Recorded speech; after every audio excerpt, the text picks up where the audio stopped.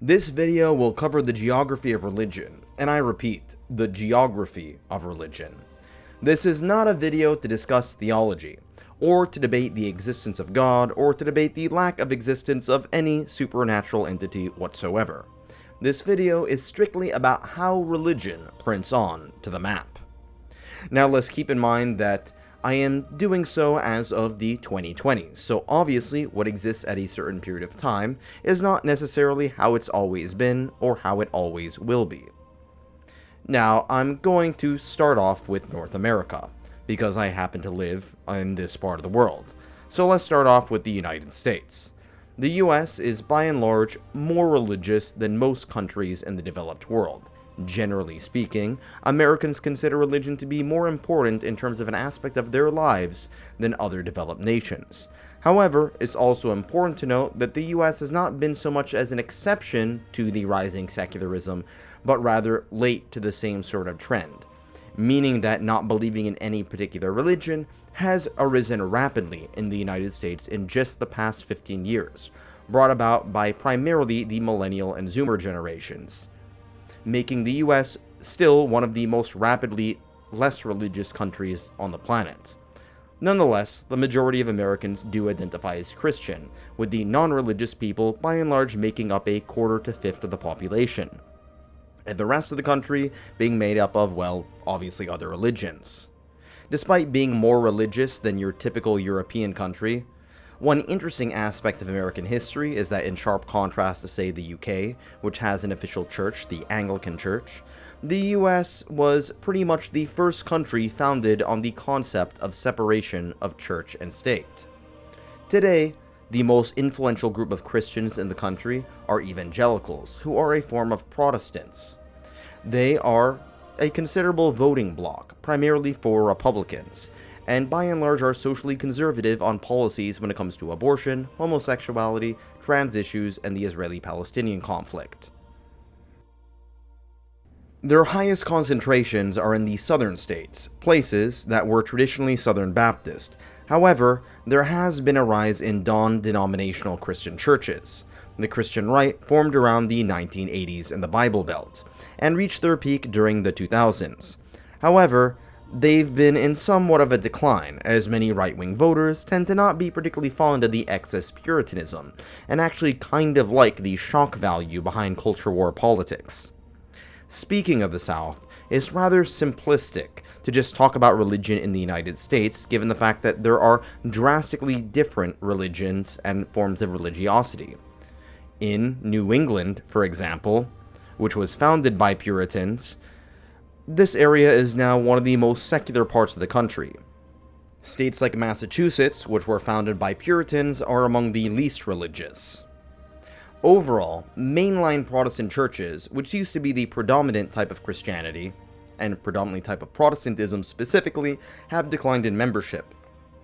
There is still a large Catholic population, which will probably increase due to the larger and larger portion of the country that is Hispanic. And there is also still a thriving Mormon population in Utah that has retained their distinct culture that in many ways is very socially conservative, but oftentimes quite different in its political outlook, particularly when it comes to issues like the social safety net and immigration. The US has also one of the largest Jewish populations in the world. Some are Orthodox, some conservative, and some reformist, and a large portion of them are secular. I'd assume that synagogue attendance has also declined. With immigrants from other parts of the world outside of Europe and Latin America, there has also been a growth in Muslim, Hindu, and to a lesser extent Buddhist populations. Muslims, and especially Hindus in the United States, actually outperform the average American household when it comes to household income, and by and large are considered to be a more successful set of immigrant groups that are well assimilated into American culture, in sharp contrast to their European counterparts. Now let's move a little bit to the north, to Canada. By and large, Canada is slightly less religious than the US, but more religious than your typical European country. Quebec, for example, used to be vehemently Catholic, but today has secularized. Western Canada is also pretty secular despite being fairly conservative. And there's also a large immigrant population, many of whom are Muslim and Hindu. If you have ever read that KFC in Ontario is turning to full halal meat, well, now you know. Nonetheless, the majority of the population is still Christian. However, there are roughly more equal elements of Catholics to Protestants in the country than there are in the United States. Moving on to Latin America is where you'll probably pretty much get almost always Catholicism, and almost nothing but Catholicism. However, there are certain elements of this Catholicism that can be rather different and interesting. Given that the Spanish arrived on the shores of what is now Mexico and conquered the Aztecs along with other indigenous peoples, many were forced to convert to Catholicism. However, many also retained certain elements of their beliefs from traditional polytheism of their existing cultures. Our Lady of Guadalupe and the Mexican Day of the Dead are examples of how Catholicism have merged with Mesoamerican mythology. You can see similar elements of this in, say, the Andes Mountains, where traditional Andean faiths have mixed with Catholicism. In more predominantly European portions of Latin America, like Argentina, you pretty much just get Catholicism. Nonetheless, you'd actually be shocked to know that in Brazil, which is predominantly Catholic as well, the second most common religion is Shinto, due to a large Japanese population. There has also been a rise in evangelical Christianity across much of Latin America, predominantly through American media. If we move across to the other side of the Atlantic, you'll go to Europe. Europe was obviously once the beating heart of Christendom. However, the continent has by and large become far more secularized, and is one of the most rapidly secularizing parts of the world to this day. However, there are some exceptions, like Poland, which is traditionally Catholic and by and large is still fairly devout. Other countries like the UK, Netherlands, and much of Scandinavia are by and large quite secular.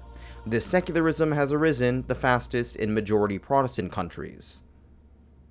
However, there are some Catholic and Orthodox countries that still retain higher rates of religiosity. It's worth pointing out that many of the predominantly Protestant nations by and large still retain much of their Protestant work ethic that came from the faith they widely practiced in the past. It's also worth pointing out that much of Eastern Europe has seen a resurgence of religion in certain countries, namely due to the collapse of communism as a meta-narrative. As a result, in many countries like Russia, you have seen the resurgence of Orthodox Christianity. In other parts of Europe, you've also seen a bit of indigenous Islam, namely through Albania and Bosnia. You have probably already heard that there's a large Muslim immigrant population in many Western European countries as well. And this has elicited countless controversies, which I'm, let's just say, not going to get into. Speaking of this, there's actually another Muslim-majority country in Europe that I forgot to mention. Well, sort of European Muslim country, and that's Turkey. Turkey is overwhelmingly Muslim, despite being founded as a secular nation. This is because Greece and Turkey pretty much engage in mutual series of ethnic cleansings of Greeks and Turks from their territories. That is why over 95% of Turkey is Muslim. However, it is important to note that the modern Republic of Turkey is founded on secularism, as Ataturk, the father of the modern Turkish state, was vehemently non-religious. And you can see to this day that there are deep tensions between the secular Turkish nationalists on one hand and Islamists on the other hand. As you move further south into the Arab world, this is where you see overwhelming religiosity, particularly from Sunni Muslims, which make up the majority of the Muslim population worldwide. The big head honcho of this is, of course, Saudi Arabia, which is home to the two holiest cities, Mecca and Medina. Saudi Arabia kind of acts as the de facto leader of the Sunni Muslim world, as well as much of the Arab world. Nonetheless, there are Shiite populations, predominantly in Iran, which sees itself as the leader of the Shiites, as well as some of the Shiites in what is now Iraq, Lebanon, and Azerbaijan. Many hold close ties to Iran as a result, although with some exceptions. There is also a set of populations of Muslim minority groups that are actually rather unknown to most outsiders. For example, there are offshoots like the Druze or the Alawites in Syria. There is also a considerable Christian population in some of these countries like Lebanon and Syria, and to a lesser extent Egypt. Egypt is home to one of the most ancient forms of Christianity, in fact, Coptic Orthodoxy, which has had some influence on Islam. And then, of course, there's the state of Israel, the only predominantly Jewish state in the world. Now, Jewish identity is very complex. There are some secular Jews and some religious Jews, and among religious Jews, there are Orthodox Jews, which tend to be the most traditional, followed by conservative, and then by more liberal reformist Jews. Overall, Israel has had one of the highest birth rates in the world, predominantly due to some degree of higher religiosity. There is also a fifth of the population that is predominantly Arab in Israel, which are a mix of Muslims and Christians. If you move further south, you will reach the Sahel region, which still is predominantly Muslim on the African continent. It's not until you reach further south that you reach the more lush green areas of Africa, where you get a lot more Christianity. This can be seen in a country like Nigeria, where the north is predominantly Muslim, and the southern coastal half is predominantly Christian, by and large a product of contact with Europe. The other major area where Islam does pretty well is along the Indian Ocean coast in Somalia. Parts of Kenya and Tanzania, due to their trade with the Arab world, have led to large Muslim populations. Nonetheless, there is one country that is still predominantly Christian, and has been for a long time, Ethiopia, with their own Ethiopian Orthodox Church. The rest of the African continent, including Kenya and parts of Tanzania, is by and large a mix of Catholic and Protestant, by and large due to European colonialism and missionaries who were part of the colonial process. It's also worth pointing out that Africans also practice indigenous belief systems that are oftentimes mixed with Christianity and Islam. With the rising population in Africa, and the fact that much of the West is getting more and more secular, I would not be surprised if we are going to see an African pope very soon. Now let's move on to the next major region of the world, one that is very different than the ones I've already mentioned: the Indian subcontinent. This is quite possibly one of the most complex religious traditions and tapestries found in the entire world. Indian philosophy and religious beliefs are a universe upon themselves, and I can't even scratch the surface. Nonetheless, I'll try. India and Nepal are predominantly Hindu countries. Nearly all Hindus outside of these countries trace their lineage to these two nations. Overall, India is secular, despite having a Hindu majority population. Muslims make up the largest minority population and are concentrated in areas like Gujarat. There have also been countless controversies between Muslim minority populations and Hindu nationalists. Another region that is also quite diverse is Punjab. This area has a lot of Hindus on the Indian side, a lot of Muslims on the Pakistani side, as well as the highest concentration of Sikh people or Sikh people predominantly on the Indian side. There is also the religion of Jainism, which plays a relatively minor role in the overall landscape in India, and the Parsi people who practice Zoroastrianism, which is a religion from Iran, but by and large not particularly widely practiced in Iran to this day. And of course, there are Pakistan and Bangladesh, which are overwhelmingly Muslim, namely Sunni.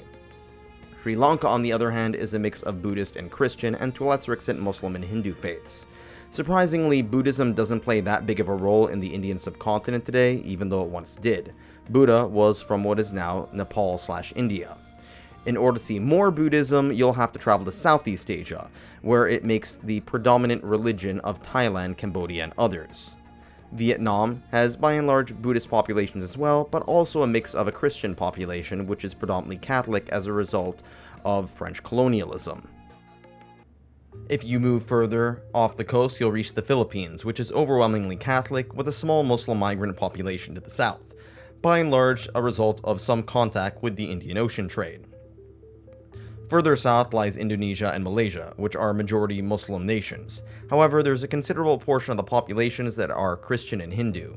In Singapore, there's roughly an even mix between Christianity, Hinduism, Buddhism, Islam, and secularism. If we go northward, we reach China. China is really difficult to describe in religious terms. Oftentimes, anthropologists and religious scholars just mush in a bunch of different Chinese beliefs and call it Chinese syncretism. It's also worth noting that there's also Confucianism, which, in my opinion, is less of a religion and more of a social and political philosophy. And then there's also Taoism, which in the eyes of some is a philosophy and in the other eyes of others is a religion. Although I would argue that it's probably a mix of both. And of course, you have a great deal of quasi-secularism. namely because of the role of the Chinese Communist Party. The Chinese Communist Party by and large persecutes religion heavily. However, there are some recent exceptions for some forms of Buddhism and some forms of Christianity. As a result of this, there has been a resurgence of religiosity, particularly from Christianity in China. However, when it comes to Catholicism, the Chinese Communist Party still wants to appoint bishops rather than having the Vatican appoint them. There is also a renewed controversy over the treatment of Muslim Uyghurs in northwest China. North Korea is also a black box that is almost not worth discussing. Technically, they're atheists, but if you believe this guy has superpowers, then I guess he is sort of your god. South Korea, on the other hand, is interesting because it's a blend between Buddhism, Protestant Christianity, and secularism. The Protestant Christianity, by and large, comes from many American missionaries during the 1800s. Then we move on to Japan. Japan is overwhelmingly secular. However, there are some traditional institutions that are deeply set into Shintoism and Buddhism. However, it's very difficult to decipher just how devout your typical Japanese person is, given that the Japanese mentality is quite strange when it comes to religion. So vastly different than the Abrahamic ones. And then I'll end it off with Australia and New Zealand, which are historically overwhelmingly Christian, with a mix of Protestant and Catholic, among others, at least among the white population. Some Aboriginals and Maori people still practice some traditional religions and customs and beliefs, but by and large they have converted to Christianity.